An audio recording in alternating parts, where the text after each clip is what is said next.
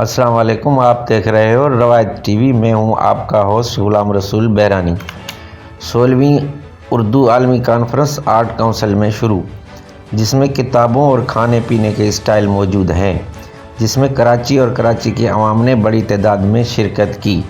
دنیا بھر کے اردو ادب سے وابستہ، جس میں امریکہ، Canada, Australia, UK، Japan, UAE اور پورے پاکستان سے شرکاء شریک ہوئے۔ افتتاحی تقریب میں مہمان خاص سندھ کے نگراں وزیر اعلیٰ ریٹائرڈ جسٹس مقبول باقر تھے۔ ان کا خوشی ہوئی کہ 16ویں عالمی اردو کانفرنس ادب کے ان میناروں کے ہی نام منسوب ہے۔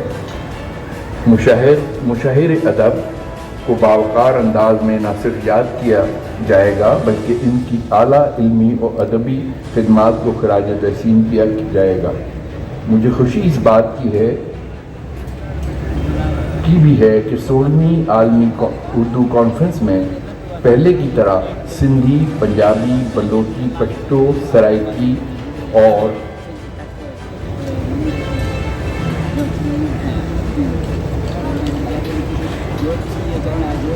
پاکستان کی تمام زبانوں کی محبت کو سمو رکھا ہے۔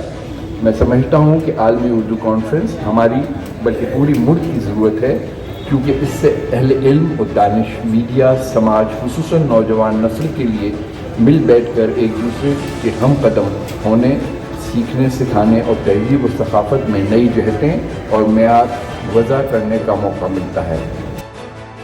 سید احمد شاہ نے مہمانوں کو خوش آمدید کہا۔ مقررین میں غازی صلاح الدین، نگراں وزیر اعلیٰ مقبول باقر تھے۔ شرکاء میں اوروں کے علاوہ نور الہدیٰ شاہ، ڈاکٹر ایوب شیخ، نصیر میمن، امداد بلوچ، غلام عباس منگی بھی شریک تھے۔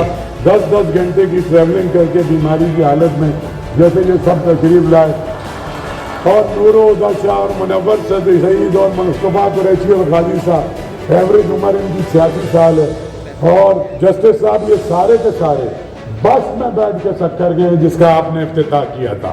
ہمارے ادیب، ان کا کمٹمنٹ لٹریچر کے ساتھ، ہمارے ضیاء الحسن صاحب تشریف لائے، میری بہن ہے حمیدہ شاہین، وہ بھی یہاں بیٹھی ہیں، وہ تشریف لائیں۔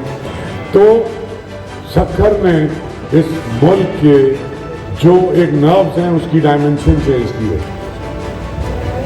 اس کہکشاں کی موجودگی میں کچھ کہنے کی جسارت۔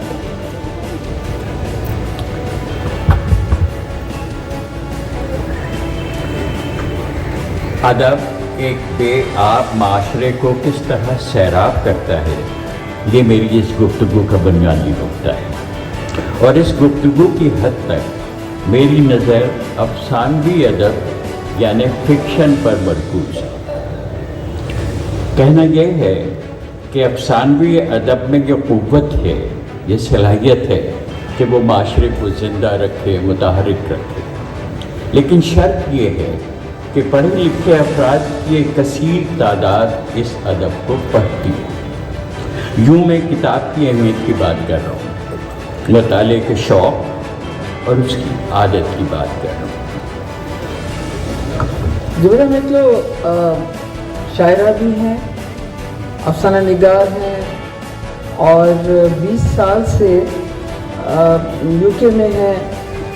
20 سال پہلے انہوں نے جہاں کہانیوں کی جو ان کا پہلا مجموعہ تھا اسے انعام دیا گیا اکیڈمی آف لیٹرز کی طرف سے، شاعری کا مجموعہ تھا۔